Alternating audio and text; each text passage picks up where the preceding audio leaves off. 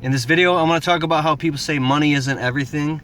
And then I also want to encourage you to just throw your heart over the bar and start going out and getting what you want in life. And that's by doing it through a business, through your business.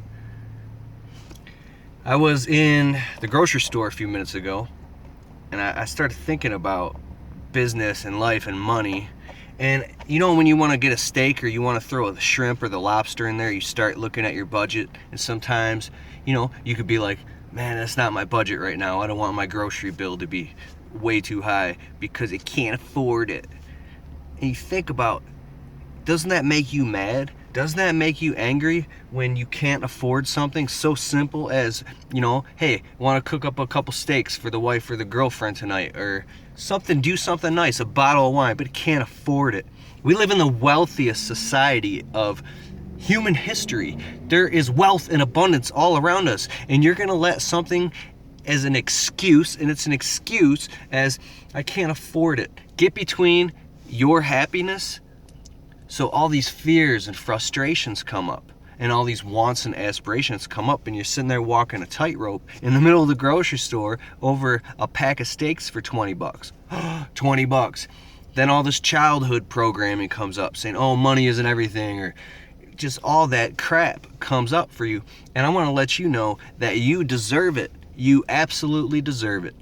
I read a phenomenal book by Brene Brown called The Power of Vulnerability. You got to check out this lady's TEDx talk. It's awesome. She said she did a study of 100 people that were wealthy and poor and rich and all different socioeconomic stratas. And the only difference between people who were like really happy and abundant versus the people who were just broke and depressed and full of shame was an inner belief that they were worthy or unworthy.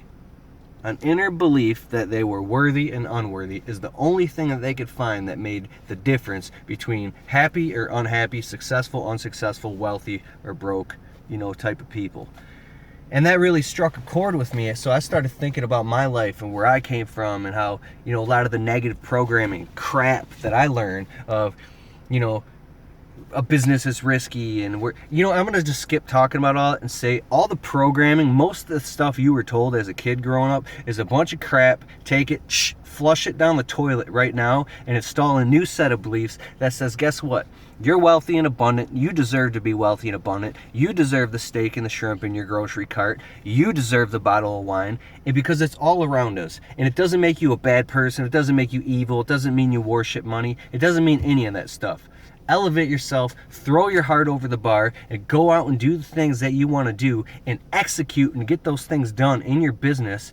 And whatever it takes, getting more customers, raising your prices, expanding, doing the things that scare the living daylights out of you, because the reward on the other side is going to be totally worth it. Are you just going to keep sitting, living and squabbling in fear and not putting the steak in your cart because of all those reasons? Or are you going to say, you know what, I'm sick of not having steak or shrimp in my grocery cart. I'm sick of sitting here making life decisions in the grocery store. Sick of that. I'm going out, getting it done, and doing whatever I got to do to make that happen, to close the gap between point A and point B. If you want what's on the other side, start building a frickin' bridge and go out and do it. Yes, it's going to be scary.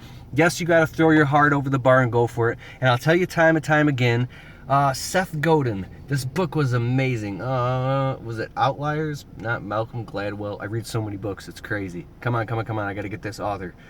Seth Godin, I know it was in... Okay, I'll just tell you what he said, and I'll put it in the description if I remember. He said, usually the people in life that they go for broke mentality, like they slam their papers down on their desk at work, and they go to the boss, they say, guess what? You're moving me up right now or I quit. I'm done. I am like the hardest working person around here. I totally deserve it. I want to be moved up to management. I want to raise right now or I'm out. Like they go for broke. They're like, you ever get that where your back's against the wall and you just attack because you can't take it anymore? Where you're not afraid of change anymore. You want what's on the other side so bad, or you're so sick of being where you're at that you're done. Done. You don't care. It's basically you open your arms and you walk into death and you realize it's not real. It's an illusion that's in your mind. It's a fear that's holding you back. Some of my good friends have become very successful, and how they did it is they just went for it. I've done it by just going for it. Oh, the wife's hopping in the car here. So I'm going to end this video right now. now. Not ruining the video, you're adding to it. Okay. More characters. Well, don't show me. 1 second. I love you. Now, You just shush. okay, in the comments below, or you could send me email at thelandscapingemployeetrap@gmail.com. I want to know, what are your fears and frustrations? What are your deepest fears? And I also want to know, on the flip side, what are all your wants and aspirations? What are the things that you really want? So I'm doing a survey right here, and I expect answers. What are your fears and frustrations? What are your wants and aspirations? Let me know. Later, guys. Out.